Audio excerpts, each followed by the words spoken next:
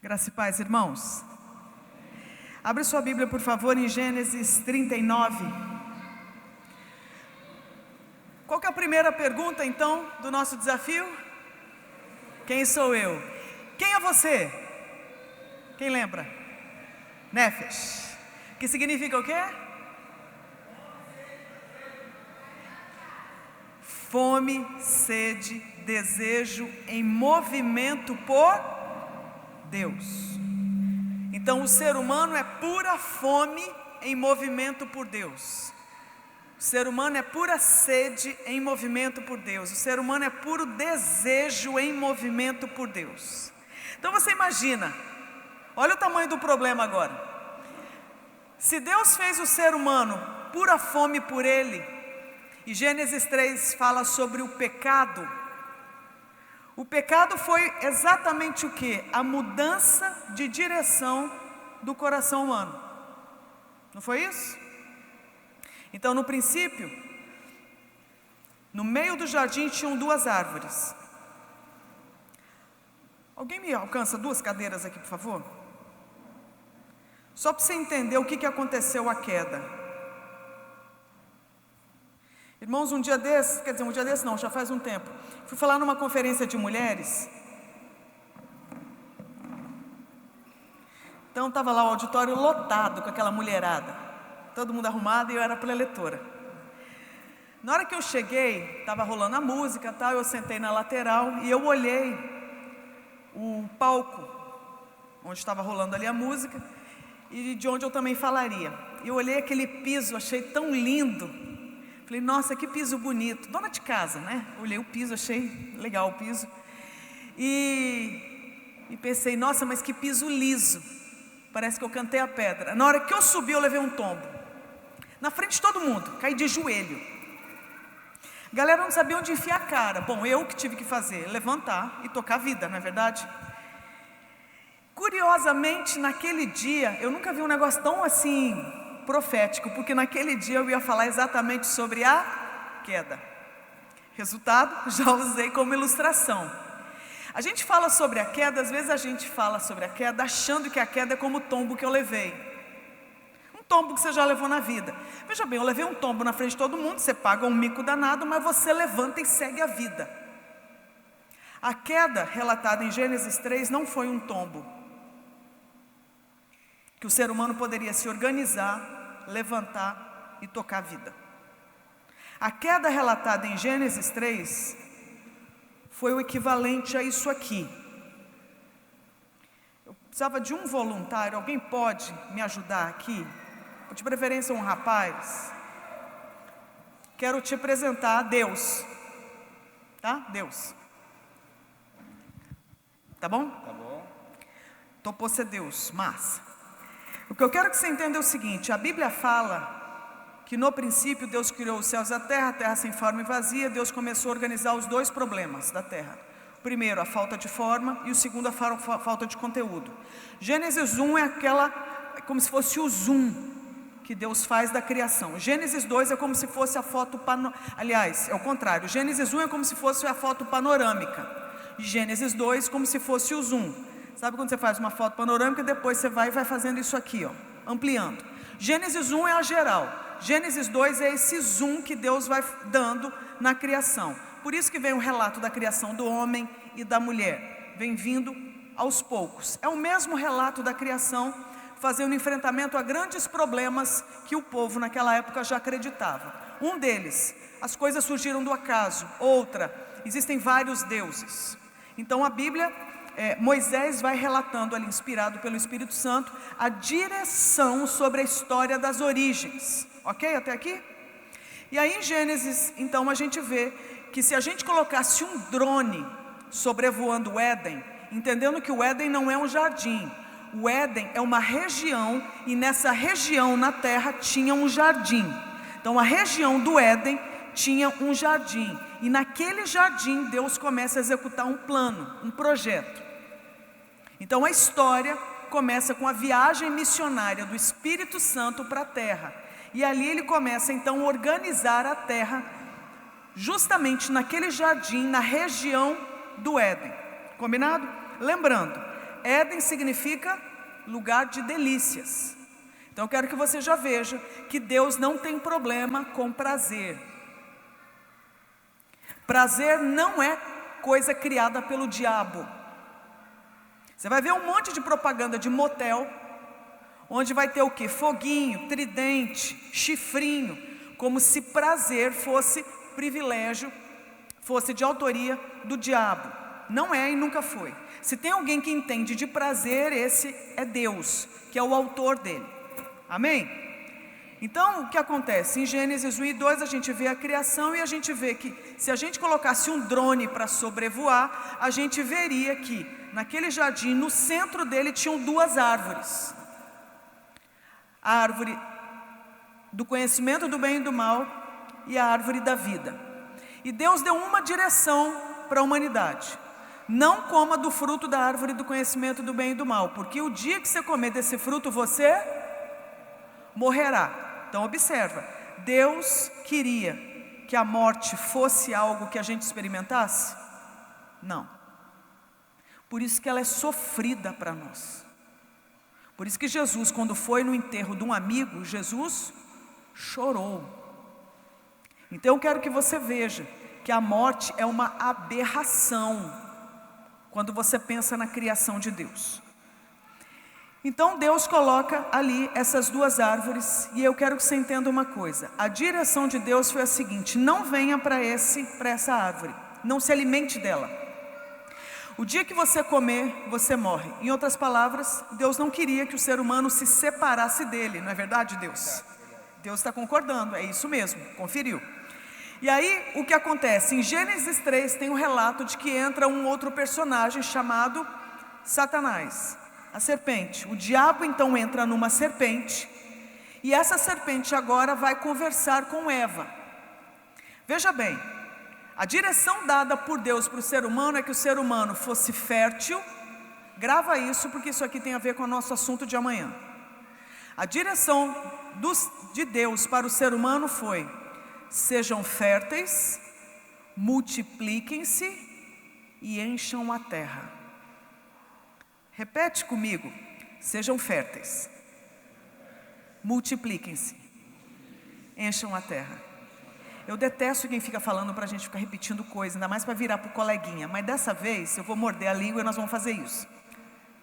Sejam férteis, multipliquem-se, encham a terra. Grava isso, porque já é o spoiler de amanhã. Mas hoje a gente precisa responder a segunda pergunta, que é: como me relacionar? E a gente precisa então fazer esse resgate, porque Deus deixou uma única restrição para o ser humano no plano criacional: não coma desse fruto, senão você morre. Pois a serpente chega para Eva e fala o seguinte, vou parafrasear: Deus mentiu. Deus não é de confiança. Se você obedecer a Deus, você não sabe o que você está perdendo.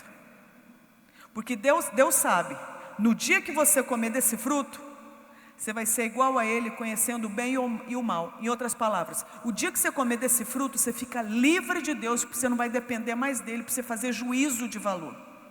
Você vai poder tomar as suas decisões de acordo com a sua própria capacidade. E Deus, porque é mau caráter, não quer que você faça isso. Então ela colocou em xeque atributos de Deus, dentre eles de que Deus seja bom, que Deus seja puro, que Deus seja santo, que Deus seja justo. Então a pregação da serpente para Eva, ela foi terrível. E aí eu quero que você entenda uma coisa: o ser humano então, ele tinha o direito de vir para cá? Tinha o direito. Não podia vir? Podia. Mas a direção de Deus é que ele viesse para onde? Para cá. E a Bíblia fala que todo final de tarde Deus descia para se relacionar com o ser humano. Teve um dia em que Deus desceu para se relacionar com o ser humano. E quando Deus desceu para se relacionar com o ser humano, no lugar marcado, a humanidade não veio, não foi, Deus? Foi isso aí. Detalhe, essa foi a hora então que a gente tem um registro em Gênesis 3, que Deus tinha um encontro marcado com a humanidade, e a humanidade não veio.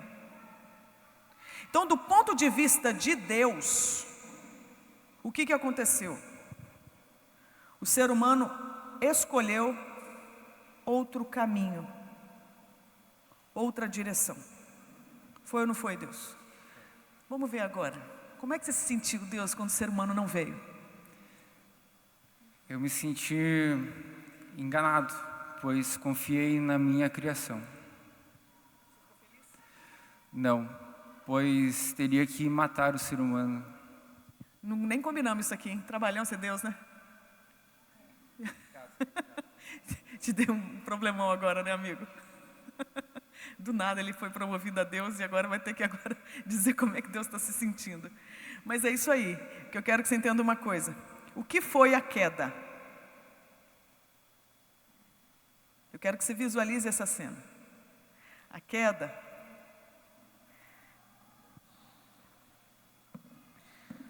foi o ser humano ter vindo para cá e ter deixado Deus lá.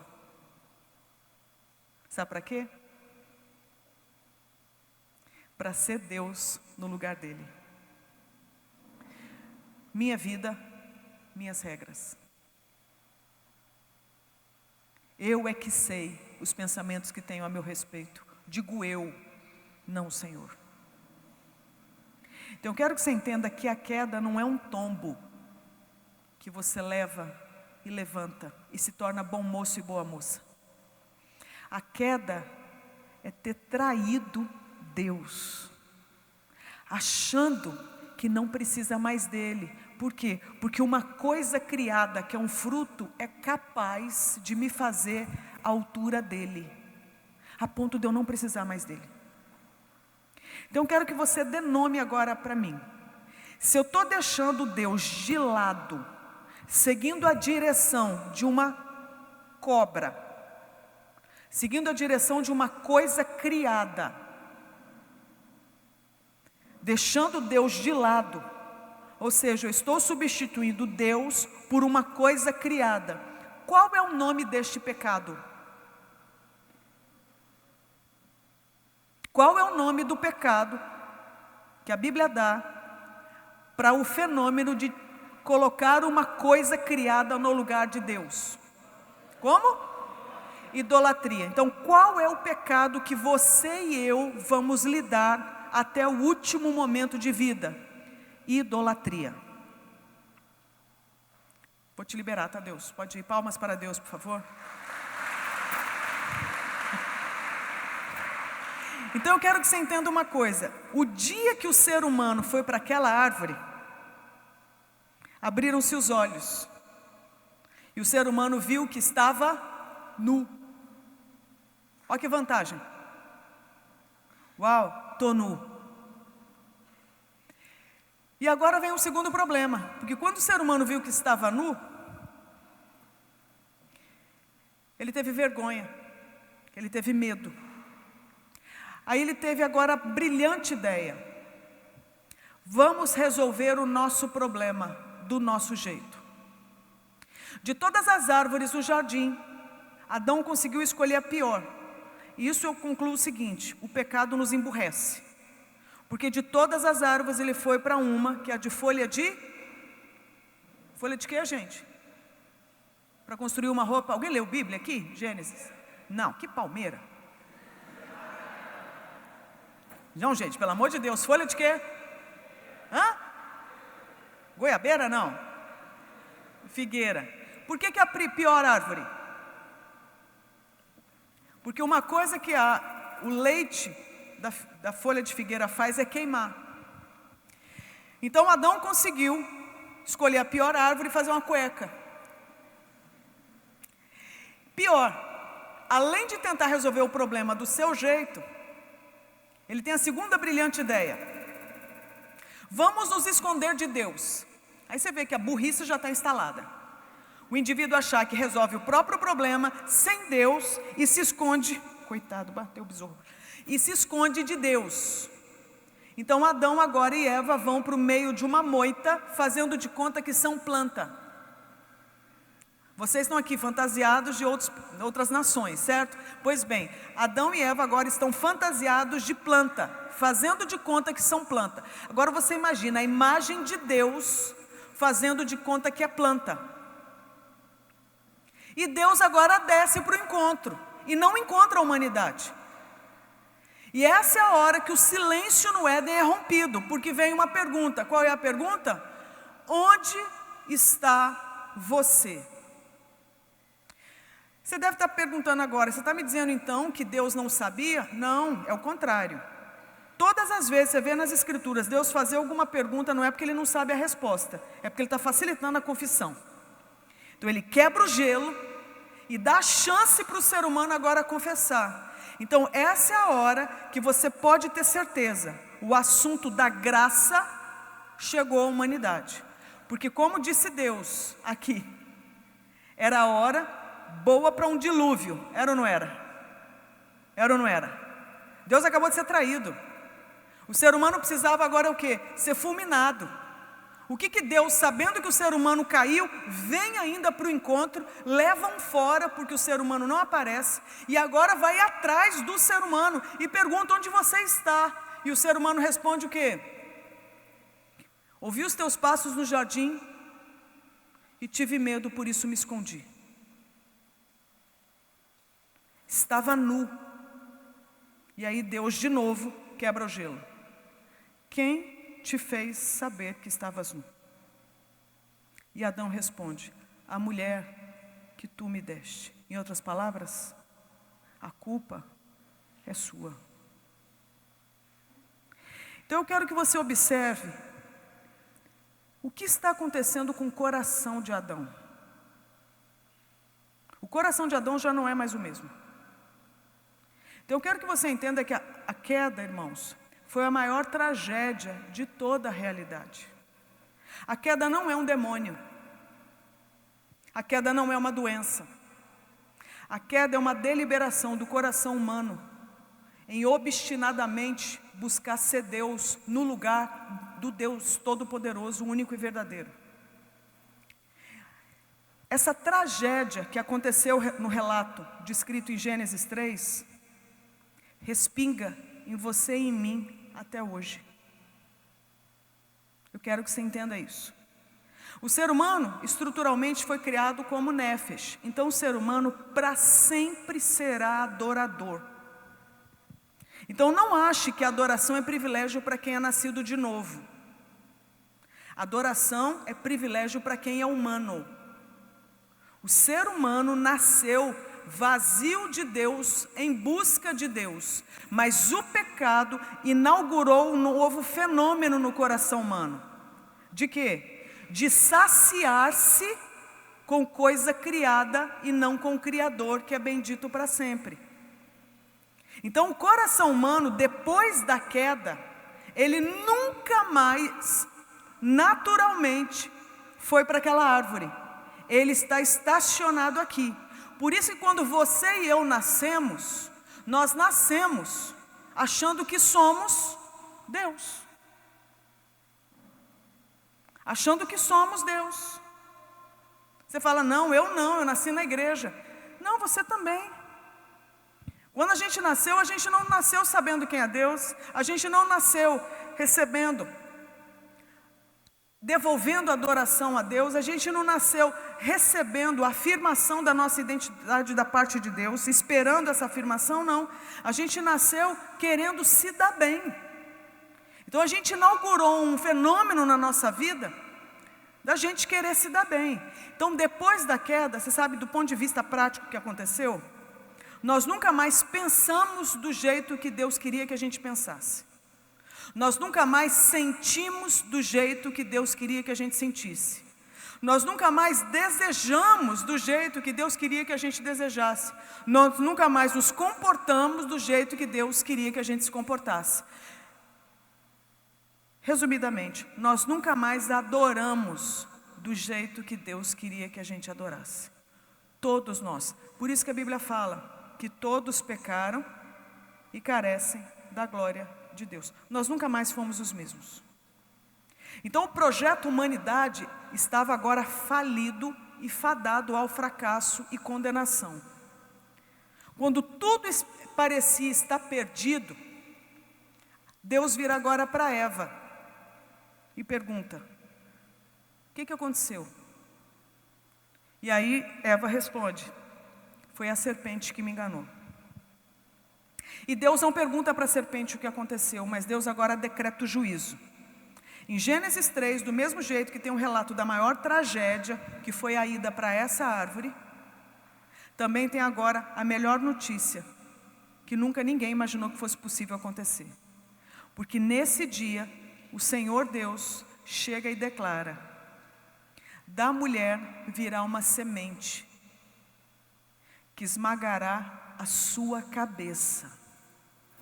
Você ferirá no calcanhar, mas você vai ser esmagado na cabeça por essa semente.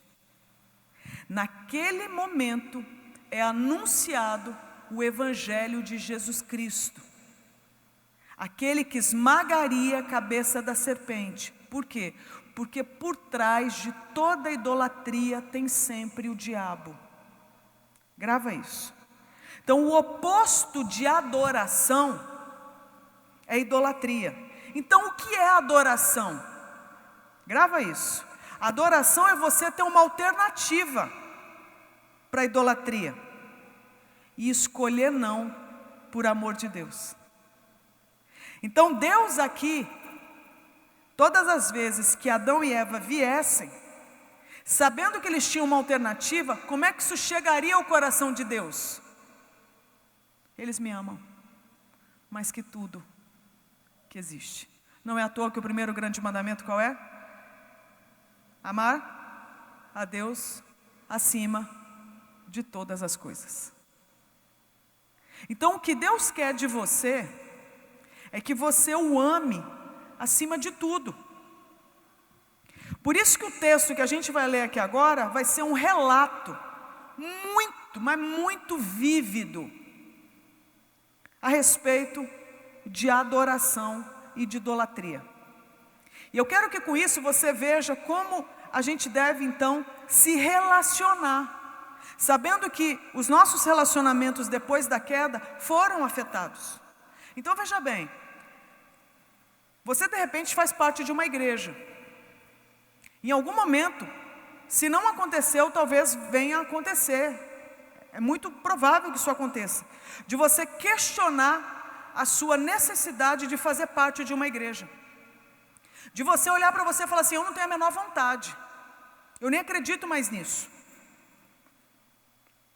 Porque você bate o olho nas pessoas que compõem igreja, o que você vê? Um monte de gente capenga, um monte de gente com desvios, um monte de gente, sabe, inclinada para um monte de coisa que não presta. Você vai ver um monte de gente que não passa de gente, assim como você, e que você olha e fala assim: cara, o que eu vou fazer lá dentro? Eu vou ter problema. Vai. Porque depois da queda, todos nós fomos afetados, de tal forma que uma coisa é certa: a gente pode começar muito bem aqui, mas em algum momento nós vamos ter conflito. Só tem um relacionamento, um ambiente relacional onde não há conflito. Quem sabe qual? A Trindade. Você não vê o pai tendo BO com o filho, que não tem BO com o espírito, que não tem BO com o pai. O único ambiente onde é pura harmonia, paz e amor eternamente é a Trindade. Por isso que toda referência para os nossos relacionamentos deveria ser quem? A Trindade. Por isso que tudo que você fizer, que tiver a parte da cultura, dos princípios, da ética, da justiça trinitárias, é pecado. Então qual é o parâmetro para você e para mim? É a Trindade. Qual que é a referência para a gente tomar as decisões? É a Trindade. Qual que é o modelo? É a Trindade. Então a Trindade é exatamente a matriz que deve servir de inspiração para a nossa vida. Faz sentido, irmãos? Sim ou não? Grava isso, porque é o que a gente vai precisar para responder a pergunta: como que a gente deve se relacionar? Então a referência para o ser humano é a Trindade. E depois da queda, nós não temos acesso mais a ela. Até que Cristo então vem e traz um desvio da ira de Deus. Então eu quero que você entenda uma coisa. Para onde foi a ira divina, que era merecida, que chegar até nós? Então não é que ela foi desviada para o além. Ela foi desviada para o Cordeiro de Deus. Então a primeira salvação que nós recebemos não é Deus nos salvar do inferno, irmãos, através de Jesus Cristo. É Deus nos salvar da ira dele. Por isso que nós somos, os cristãos, o povo mais feliz da terra. Porque nós recebemos a convicção de que existe um novo e vivo caminho de volta ao Pai. Amém? Então, ser cristão é reconhecer que nós pecamos, gostamos de pecar, merecíamos a condenação, mas Cristo trouxe o quê? Um novo caminho para nós. Não é para a gente viver melhor, é para a gente fazer as pazes com Deus, porque pecamos contra Ele.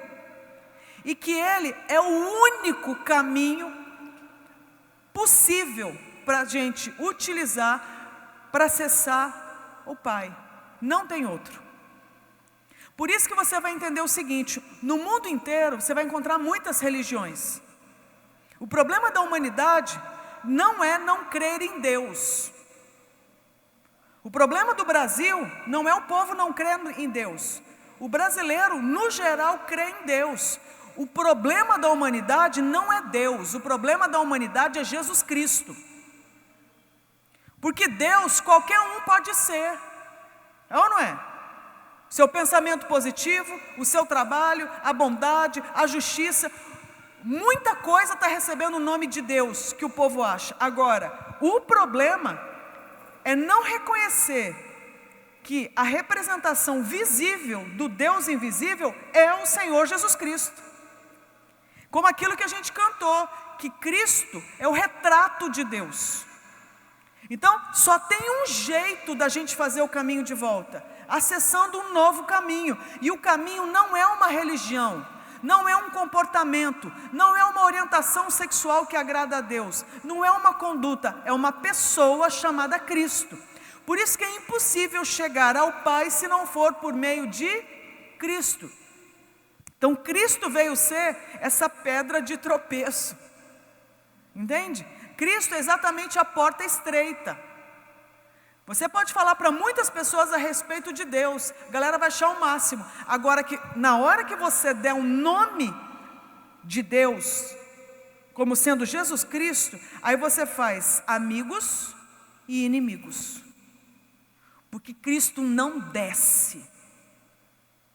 Porque Cristo é aquele que nos constrange através da cruz, como sendo aquele que está mandando uma mensagem para a humanidade: todos pecaram e carecem da glória de Deus. Sem derramamento de sangue não há remissão de pecado, porque há pecado, e o pecado separa o homem de Deus. O salário do pecado é a morte. Então Cristo traz essa ofensa para o ego humano, que é narcisista por natureza. Compreende? Então Cristo inaugura um novo jeito da gente ser. Você sabe o que é? Aquilo que Jesus falou com a mulher samaritana, que Deus é Espírito, importa que os seus o quê? Que os seus? Quem lembra? João 4. Importa que os seus adoradores o adorem como? Em espírito e em verdade. Então Cristo está atrás do quê? De adoradores. Então adoração é você poder ir para lá, mas escolher não, por amor a Deus. significa que você vai frustrar alguém. Então, na prática é o seguinte, abre sua Bíblia em em Gênesis 39, a gente vai ler então esse relato.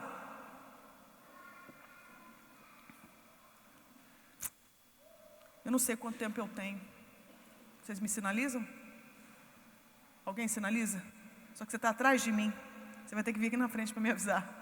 Tá bom? José havia sido levado para o Egito, onde o egípcio Potifar, oficial do faraó e capitão da guarda, comprou dos ismaelitas que o tinham levado para lá. Você já entendeu o que está acontecendo aqui? Você sabe quantos anos José tinha quando esse episódio aconteceu? Quem sabe? Hã? Quanto? 17 anos. Então José era um adolescente que podia estar fazendo, um jovenzinho, que podia estar inscrito num congresso desse. Então José, veja bem, era o filho queridinho de papai. Se você ler os versículos, o capítulo anterior, 2 capítulos para trás, você vai ver a descrição a respeito de José. José era o queridinho de papai. José era aquele que era o seguinte, tinha um monte de irmão mais velho. E ele era aquele filhinho, queridinho de papai, que contava para o papai tudo que os seus irmãos faziam de errado. Era o queridinho de papai. E o pai não tinha o menor pudor em expressar o seu favoritismo por José.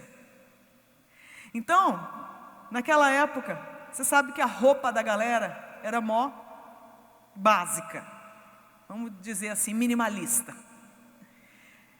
E José era o único que tinha um moletom, uma jaqueta diferenciada. Então você imagina José tirando a maior onda com aquele moletom da Jumap, entendeu? Capuz e tal, tirando uma onda. Ele era o único. Os irmãos não tinham. E o infeliz ainda, quando dormia, sonhava. E para piorar, quando sonhava, ele contava para geral. E quando ele contava para geral, os irmãos ficavam o quê? No ódio. Ele, em vez de ficar quieto, o que ele fazia? Dormia e sonhava de novo. E quando ele contava o sonho, porque era isso, ele contava o sonho de novo. O ódio só aumentava.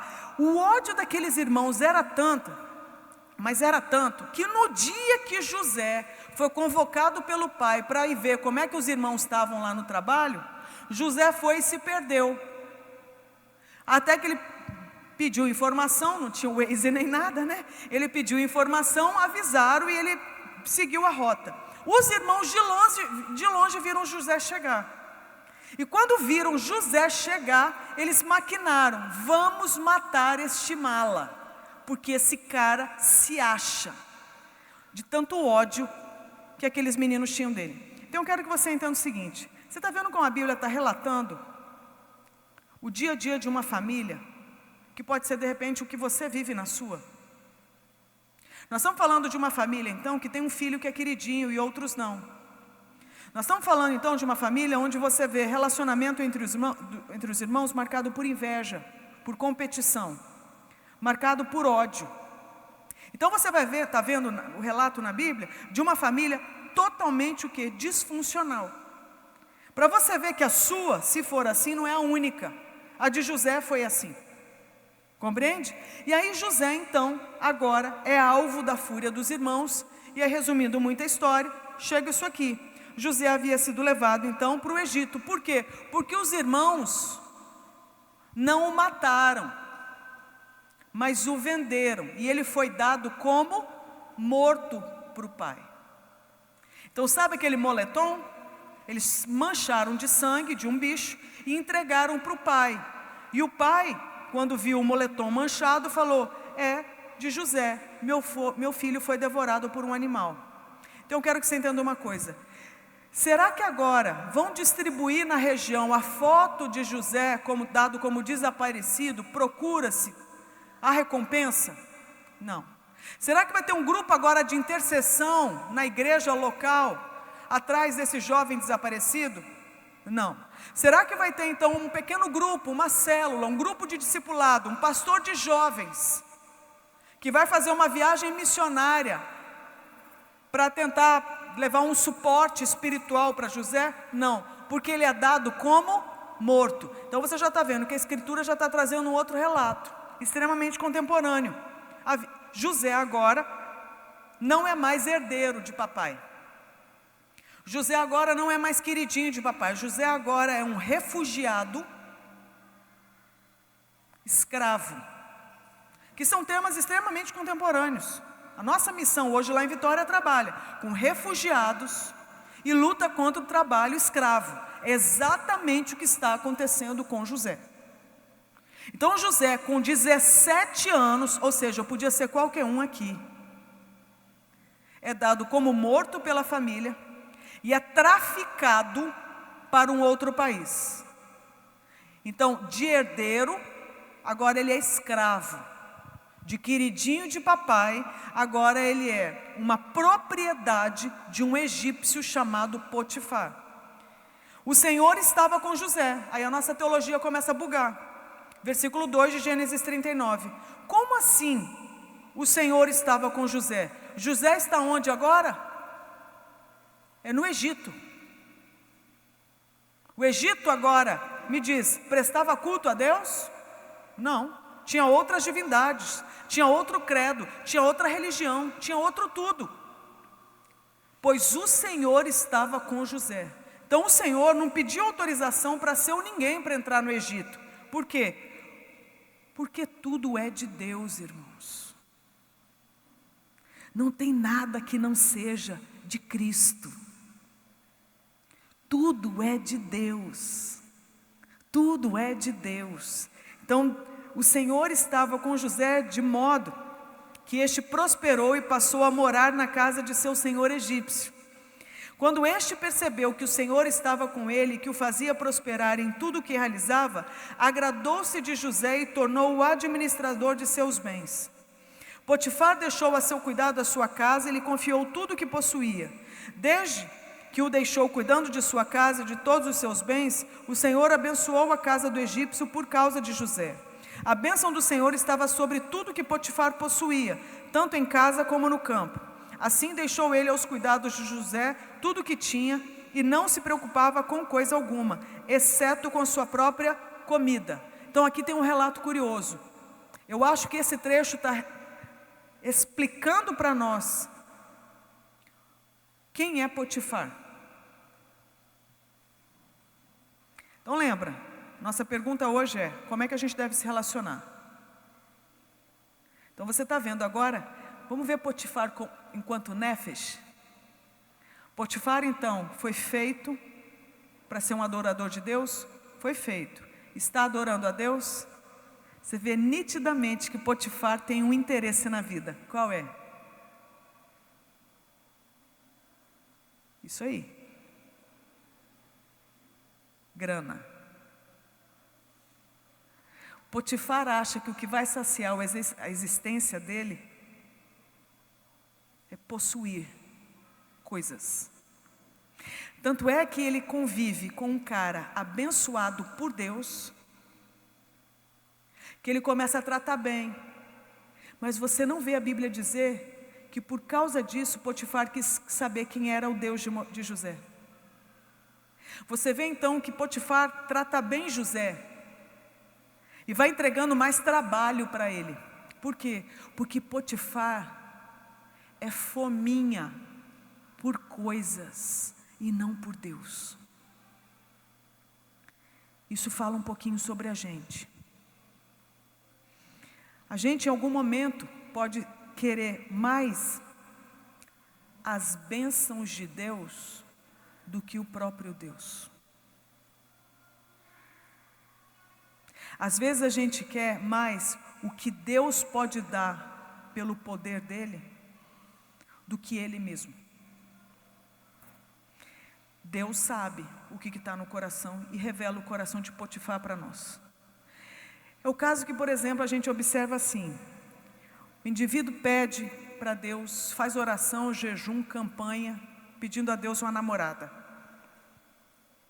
A menina faz campanha, faz voto, promessa, de tudo um pouco, pedindo um namorado.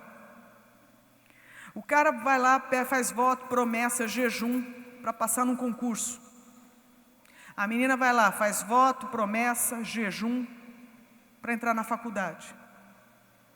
Arruma um namorado, namorada, passa no concurso, entra na faculdade. Primeira coisa que fazem é o quê? Esquecer de Deus. Primeira semana de aula na faculdade já volta ateu, perseguidor da igreja. Porque chegou um Zé Ruela de um professor e apresenta agora uma nova narrativa sobre a realidade. Ele vai evangélico, ele volta perseguidor da igreja evangélica, dizendo que agora ele encontrou a redenção através de algum autor sequelado que ele leu na faculdade. Eu quero que você veja o seguinte: cadê aquele amor então a Deus? Era Deus ou era o poder de Deus para dar coisinhas que a gente gosta? Então eu quero que você veja que é o nosso coração que o tempo inteiro está fazendo determinações sobre a nossa vida. Por isso que se você quiser conhecer uma pessoa, não adianta você querer descobrir o que está acontecendo da cintura para baixo. Compreende? Se quiser conhecer uma pessoa, você tem que saber, antes de mais nada, o que está acontecendo da cintura para cima no coração. Porque é do coração que vem as determinações para todas as outras dimensões da vida, inclusive da cintura para baixo. Então entenda, você quer conhecer alguém, conheça o que está no coração dessa pessoa. Amém, irmãos? Por isso que às vezes a gente pode estar o quê? Cercado de gente. Você pode estar num pequeno grupo, você pode estar numa igreja, você pode estar numa família, você pode estar num relacionamento e se sentir profundamente só. Você pode de repente ir para a cama com um monte de gente e estar só. Por quê?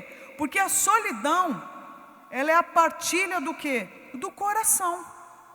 Então você pode ter muito contato físico, você pode ver toda a pornografia do mundo, você pode ficar com todo mundo e se sentir profundamente só. Inclusive, faço um parênteses aqui, as pessoas mais solitárias que eu já vi são as pessoas que mais se entregavam sexualmente, afetivamente, mas continuavam sendo nefes, não preenchidas pelo Espírito Santo de Deus. Ou seja, elas chegam para os relacionamentos com tanta gula, com tanta fome, com tanta sede, que elas acham que uma coisa criada é capaz de preencher o seu vazio.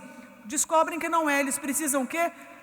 Consumir de novo mais gente, enfia mais gente. Aí descobrem que não dá conta. O que faz? Repete, cria um ciclo de gulodice em torno de outro ser humano.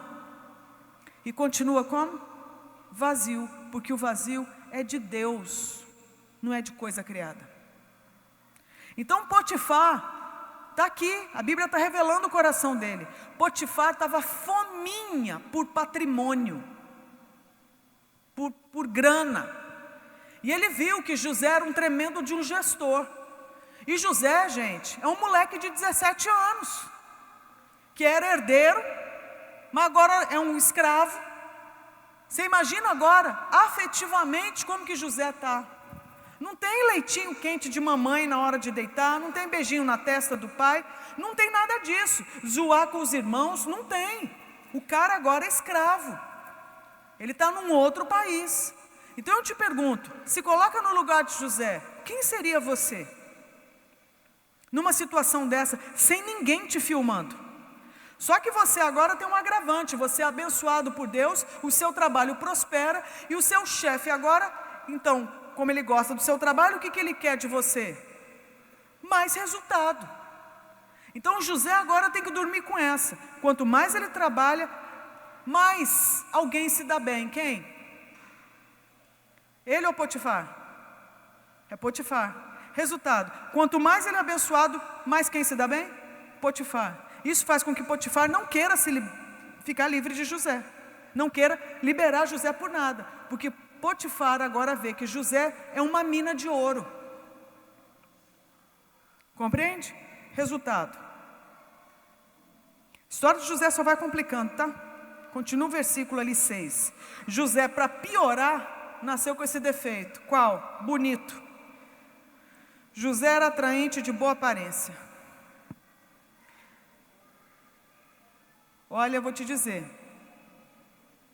José devia ser muito bonito, tá? Isso aqui foi escrito por Moisés, né? Para Moisés dizer isso. Não é não? Então veja bem, José era atraente de boa aparência. E depois de certo tempo, a mulher do seu senhor começou a cobiçá-lo. E o convidou. Vamos orar para ver se é de Deus? Não. Vem e deite-se comigo. Cara, eu fico impressionada com a contemporaneidade das Escrituras. Você tem ideia da ousadia que isso aqui? Primeiro, o texto bíblico está falando do quê? Libido feminina. Desejo. Se falar de libido já é um problema, dependendo do espaço, você imagina agora falar do desejo de uma mulher. Então aqui é o quê? É uma coroa de olho no novinho. É uma mulher casada, mais velha, que cresceu o olho no garotão. O cara é um gato, veio trabalhar na casa dela. A Bíblia não fala como que Potifar era. Fala que José era bonito. O que eu deduzo? Que era no mínimo mais bonito que Potifar. Então agora essa mulher mais velha, casada, provavelmente uma vida sexual ativa, tem agora um garotão circulando lá dentro. Bom de gestão. Marido deve elogiar demais. E ela bateu o olho e falou: Olá em casa. Resultado, o que a gente está vendo? Que agora a Bíblia vai trazer o relato de um outro coração, que não é só o coração de Potifar, que é fominha por coisa. Agora você vai ver o coração da mulher de Potifar, fominha por gente. Então o que você está vendo? Que a mulher de Potifar, na hora que viu José naquela beleza toda, ela esqueceu toda a aliança que ela tinha com o próprio marido e chegou junto no novinho e falou: vamos para a cama comigo. O interessante é o que a Bíblia fala depois, versículo 8. Mas ele se recusou e lhe disse: meu senhor não se preocupa com coisa alguma de sua casa, e tudo que tem deixou aos meus cuidados. Ninguém desta casa está acima de mim. Ele nada me negou, a não ser a senhora, porque é a mulher dele. Então eu quero que você veja uma coisa. Que coração é esse? Que agora chega o terceiro coração que a Bíblia vai expor para nós. O coração de José. O moleque tem 17 anos. Pura testosterona. Saudável. Bom de cabeça. Bonito e infeliz. Carente. Não tem mamãe, não tem papai, não tem os irmãos. Não tem uma esposa. Não tem uma célula orando por ele. Não tem um pastor de jovens. Não tem devocional. Não tem Bíblia no aplicativo do celular. Não tem. Compreende? Não tem nada disso. Todas essas facilidades que a gente tem, o cara não tem. Acabou. E agora, além de escravo, ele agora está sendo tratado como possível objeto sexual. E agora é assediado por uma mulher, que chega junto. E ele agora dá essa seguinte resposta: eu não vou para a cama com a senhora, por duas razões. Ele explica, na verdade é por uma razão, mas ele dá duas justificativas.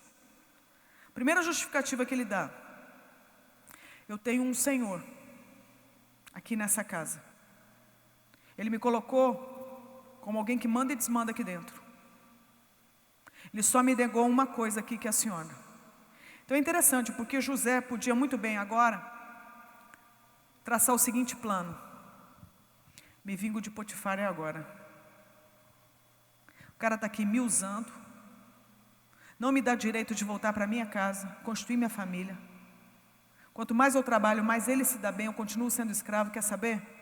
Vou sambar na cara dele, vou levar a mulher dele para a cama, vou ter um caso com ela, vou engravidar ela, e ele nunca nem vai saber. José podia ou não podia fazer isso? Podia meter um chifrão em Potifar, financiado por Potifar. É ou não é? Podia.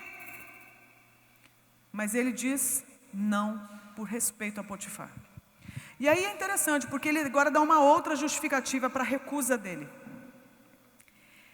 Ele olha para essa mulher que está sendo tentada a tratá-lo como objeto sexual, e ele não se vinga dela, tratando-a também como objeto sexual dele. Que ele podia nessa hora falar assim: ah, você quer entrar nesse jogo? Então tá bom, estou carente, então agora eu também vou resolver todas as minhas frustrações com a senhora na cama. Podia ou não podia? Podia entrar num joguinho e brincarem os dois, bonitinhos. Mas José fala o quê? Não, porque a senhora é esposa dele. Só que agora vem a razão pela qual José tem essa decisão. Ninguém desta casa está acima de mim, versículo 9. Ele nada me negou a não ser a senhora, porque é a mulher dele. Como poderia então eu cometer algo tão perverso e pecar contra Deus? Olha, irmãos, se tem alguém que me humilha nas escrituras, esse alguém é esse jovem de 17 anos chamado José. Eu há 20 anos ouço pessoas com relatos de sofrimento no campo da sexualidade. E eu já ouvi muito relato terrível nessa área, terrível do ponto de vista do sofrimento, do trauma, do abandono, da negligência, de crimes cometidos contra essas pessoas. É impressionante o que o coração humano é capaz de fazer com outro ser humano.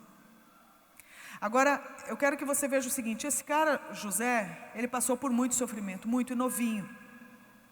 Esse cara é o tipo de cara que tinha todo tipo de justificativa para se tornar, mas um canalha de mão cheia. E ele podia ser agora um desviado do evangelho, um desigrejado, é ou não é? Um ateu. Ele é um cara que teria todo tipo de justificativa para viver uma vida descomprometida com Deus dos seus pais. Mas é curioso, porque esse rapaz, de alguma forma, tem alguma coisa no coração dele, que a Bíblia está revelando aqui, que me humilha. Ele não tinha aplicativo, como eu tenho de Bíblia aqui. Você pregar um sermão aqui, eu consigo entrar aqui e ver qual que é a palavra no hebraico, no grego. Você entra na minha sala, eu tenho uma variedade de Bíblias. Entende? Fora o tanto de livros sobre esses livros da Bíblia. Eu e você temos esse tipo de acesso. Agora, esse cara, José, não tinha nada disso. Eu posso ali me inscrever num curso, eu posso dar um Google e pesquisar qualquer coisa, os melhores sermões, em tudo quanto é língua. É ou não é? Mas José não tinha nada disso. E José estava debaixo de muito sofrimento. Então esse cara tinha todo tipo de justificativa para viver a vida dele se alimentando desse fruto aqui. Só que ele escolhe não. E esse cara então chega e fala assim: pecaria eu contra Deus? E ele escolhe frustrar uma mulher poderosa por amor a Deus. Então eu quero que você entenda uma coisa: qual que é o único jeito da gente se relacionar de forma que agrade a Deus? É assim como José, de não misturar as estações. O que é de Deus, é de Deus. Sabe esse corpo que você tem? Ele foi criado para a glória de Deus. Esse corpo que Deus te deu, ele pode não ser do jeito que você gostaria que fosse. Ele pode talvez até não estar no seu melhor momento. Ele pode até não ser lá essas coisas. Mas esse é o corpo que Deus te deu. Esse é o corpo que você tem. Se você entender que esse corpo que você tem é para a glória de Deus, ele está então a seu serviço? Não, ele está a serviço de Deus. José entendeu isso.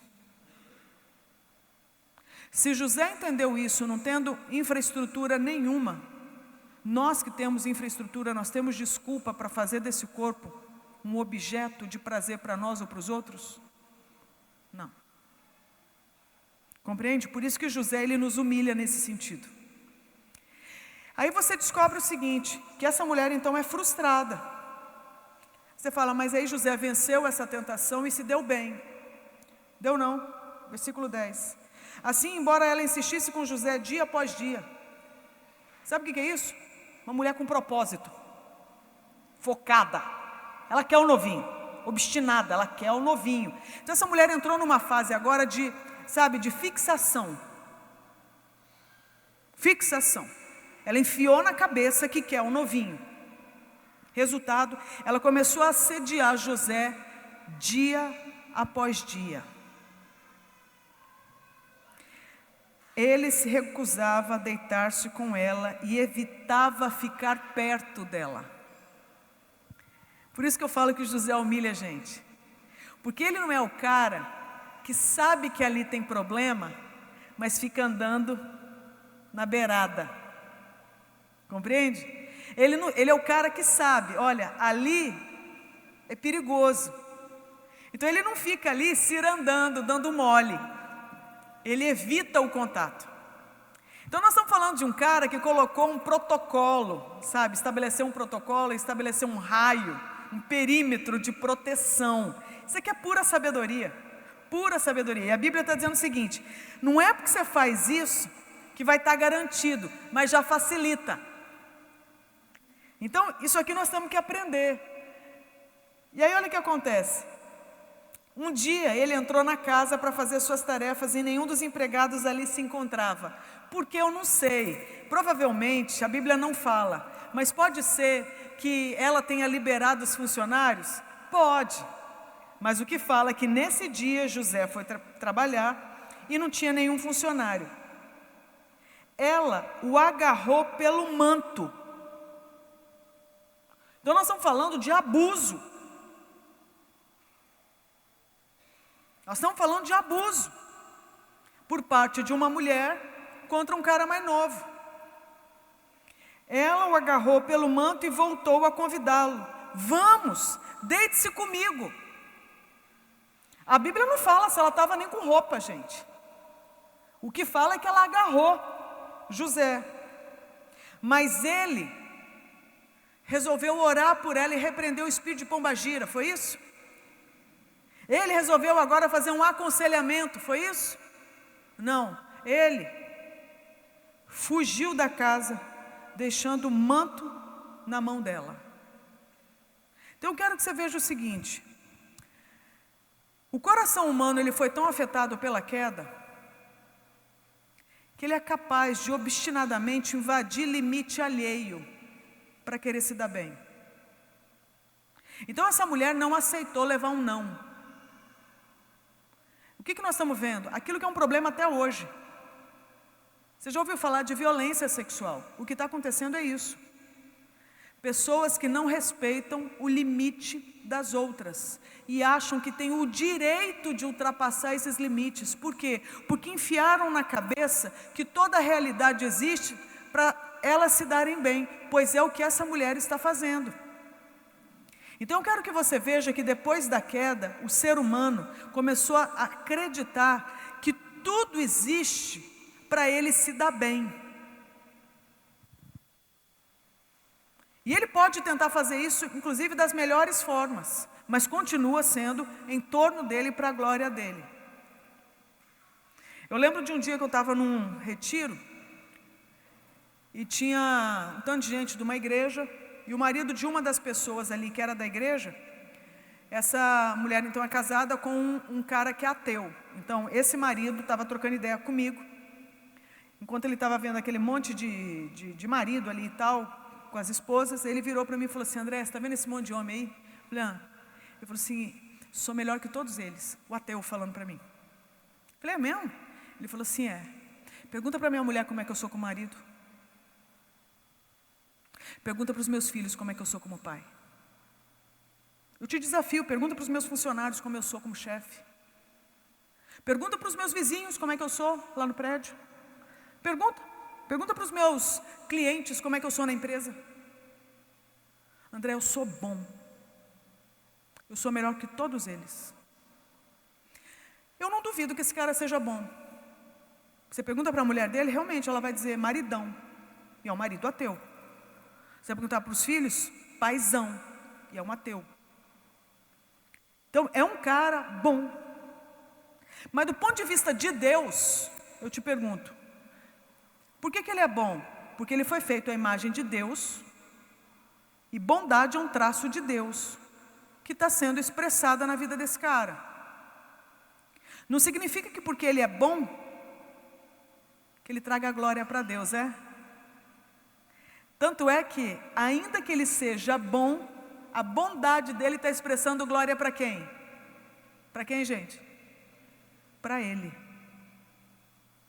Então eu quero que você veja o seguinte: depois que a queda chegou, até o que há de bom em nós, a gente faz mau uso, porque a glória volta para a gente.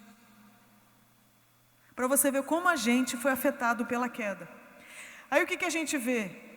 Que José é assediado de tal forma que ele diz não para ela, mas ela não aceita, e ela insiste, e ele foge, e aí ela insiste, até que ela cai matando, e ele se vê agora na condição de ter que fugir, e ele fugiu de casa deixando o manto na mão dela. Quando ela viu que ao fugir ele tinha deixado o manto em sua mão, chamou os empregados e lhes disse: vejam, este hebreu nos foi trazido para nos insultar. Então ela considerou a recusa dele como um insulto. Ele entrou aqui e tentou abusar de mim, mas eu gritei. E na verdade, quem estava abusando era ela. E ela arruma então essa confusão aqui, até que o marido chega, versículo 19, e quando o seu senhor ouviu o que a sua mulher lhe disse, foi assim que o seu escravo me tratou, ficou indignado, mandou buscar José e lançou-o na prisão em que eram postos os prisioneiros do rei. José ficou na prisão, mas o Senhor estava com ele. Então eu quero que você comece agora a dar uma esticada na sua teologia, na sua fé. A gente vê que Deus estava com José, e José sendo escravo de Potifar no Egito. A gente vê agora que José continua tendo a presença de Deus. Deus então está com José onde agora? Na cadeia. Então o que você começa a ver? Que andar com Deus não significa andar nos melhores lugares, irmãos. Sabe por que eu falo isso? Porque em termos de relacionamento, você pode ser tentado agora a entrar em todo tipo de esquema que as pessoas armam. Mas Deus continua sendo Deus, e nós vamos ter que tomar decisão com qual árvore a gente fica, ou seja, com qual Deus a gente fica para adorar. E a gente vê então que José fica preso por 2 anos. 2 anos, Deus fazendo companhia para ele dentro da prisão. Agora aplica isso na sua vida. Vamos aplicar na nossa vida isso. A Bíblia está mostrando para nós que depois da queda, pessoas vão querer tirar proveito, por exemplo, da gente. A Bíblia está mostrando para nós que qualquer pessoa aqui pode começar a ter desejo por outra. A pergunta é: o que nós vamos fazer agora com tudo isso?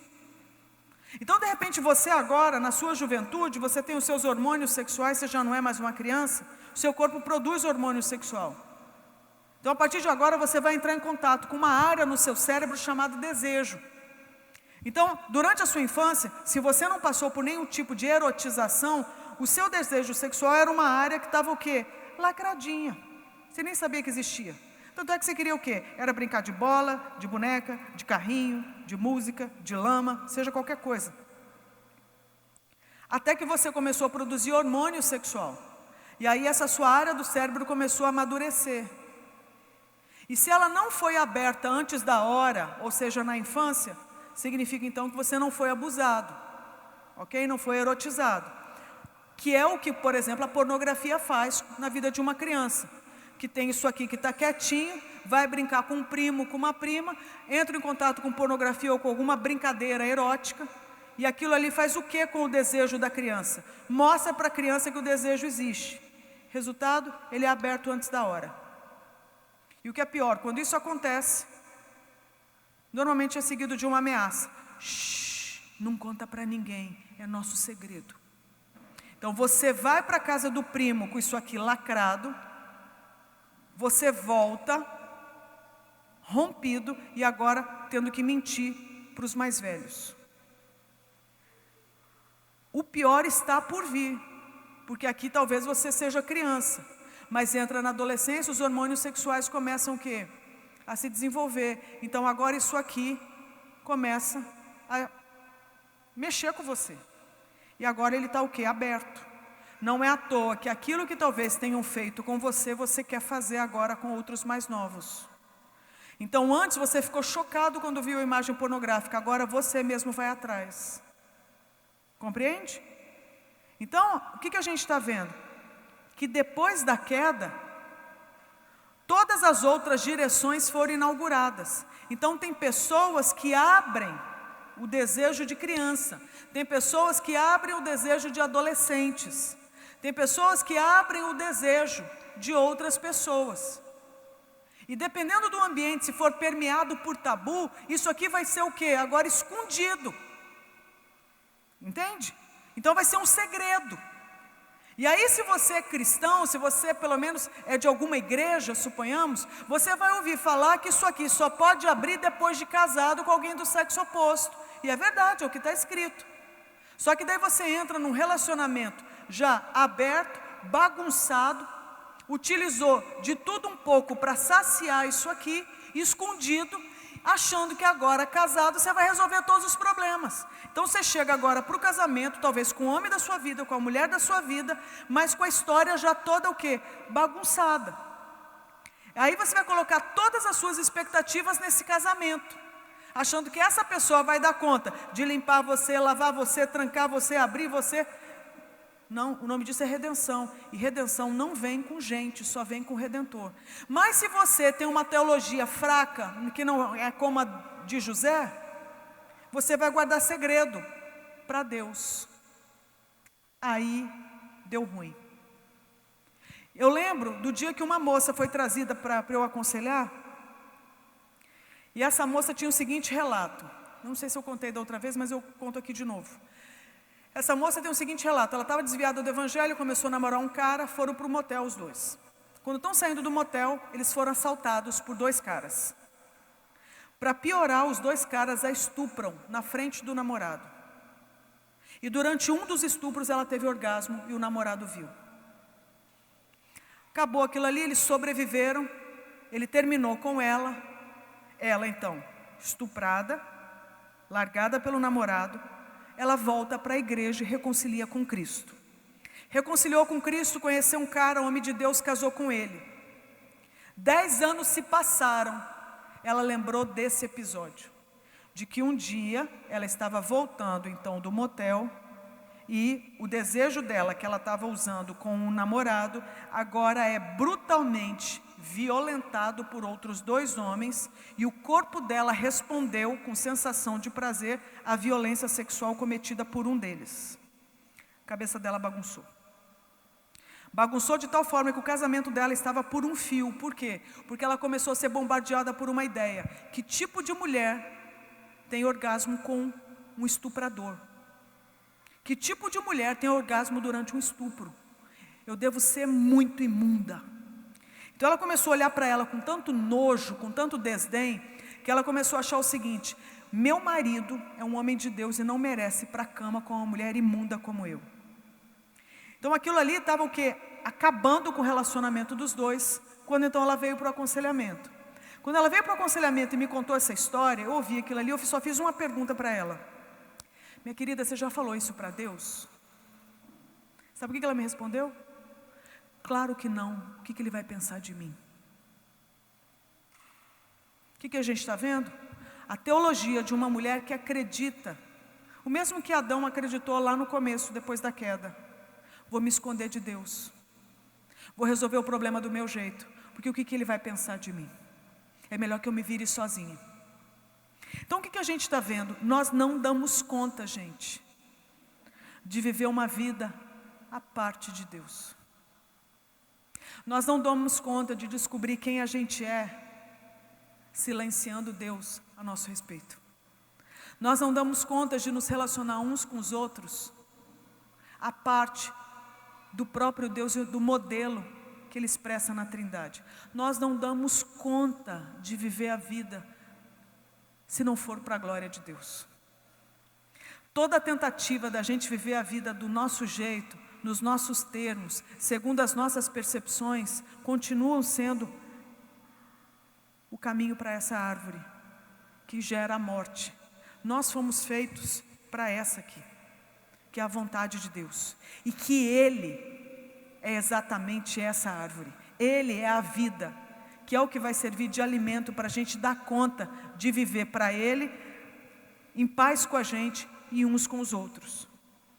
Então, a história de José mostra para a gente o seguinte: você pode estar passando pelos piores momentos da sua vida. Você pode ter tido a pior família que alguém podia ter. Você pode ter passado por todo tipo de abuso, de assédio, de privação. Você pode ter passado por todas as perdas. Foi o que José passou. Você pode ter perdido o melhor, talvez da sua juventude. Você pode ter passado pelas maiores traições. Assim como com José, Deus pode estar com você. Deus pode te dar graça para passar por tudo isso com dignidade, sem traí-lo. Só que precisa ter no seu coração um compromisso, que é o mesmo que José teve. Pecaria eu contra Deus? O que eu quero que você veja é o seguinte: qual é o jeito então para a gente se relacionar? O mesmo jeito que existe na Trindade. É o mesmo jeito.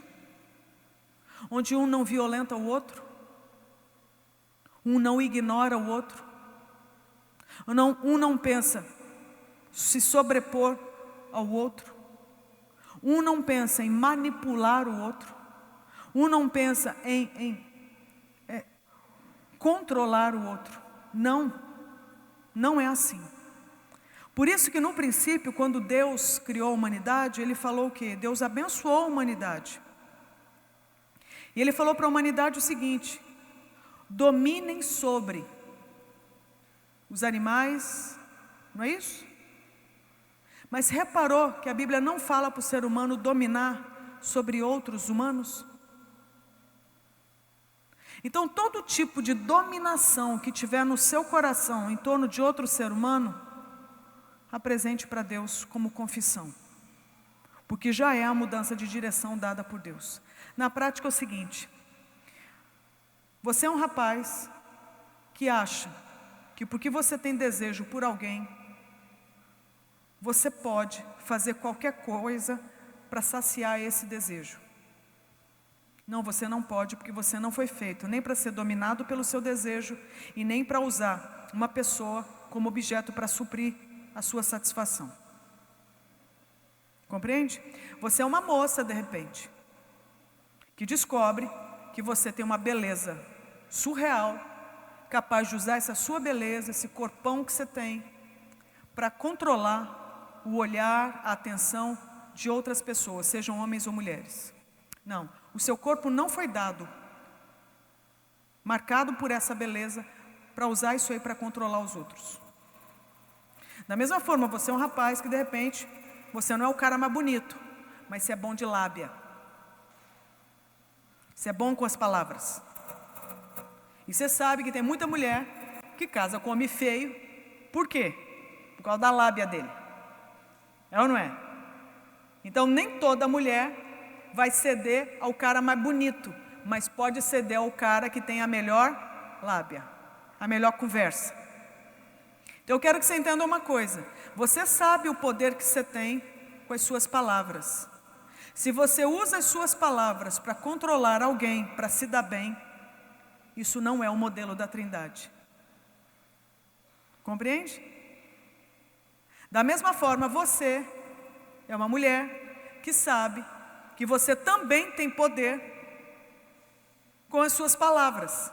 E você sabe que de repente tem algum cara ou alguma outra menina que tem um ego muito frágil. E você usa então essas palavras para trazer todo um encantamento e prender essa pessoa a você. Então eu quero que você entenda o seguinte: cada um aqui pode ter um ponto forte. Mas esse ponto forte é para refletir a Trindade. E a Trindade não usa o ponto forte que tem para se sobrepor a outro. Se a Trindade não faz isso, nós faríamos? De jeito nenhum, irmãos. Sendo assim, qual deveria ser o modelo dos nossos relacionamentos? A própria Trindade. José, sabendo que era bonito, não usou a beleza dele para ter uma amante. José, sabendo que era competente, não usou isso para roubar nada de Potifar. Então eu quero que você saiba que José sabia quem ele era porque ele conhecia Deus. E ainda que ele perdesse muita coisa no meio dos homens, ele optou por isso, para não trair a Deus. Então se José, que é José, teve esse testemunho para contar, nós somos indesculpáveis. Com todo o investimento que a gente tem da parte de Deus, que José não teve, nós não temos justificativa para não levar Deus a sério nas circunstâncias que a gente vive.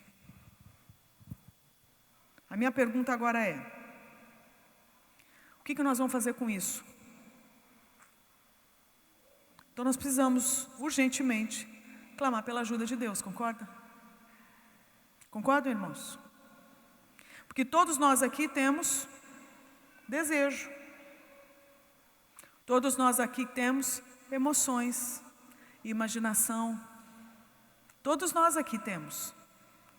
A pergunta é: o que nós vamos fazer com isso? Então eu gostaria de te convidar a colocar todas as suas expectativas com relação a relacionamento diante de Deus.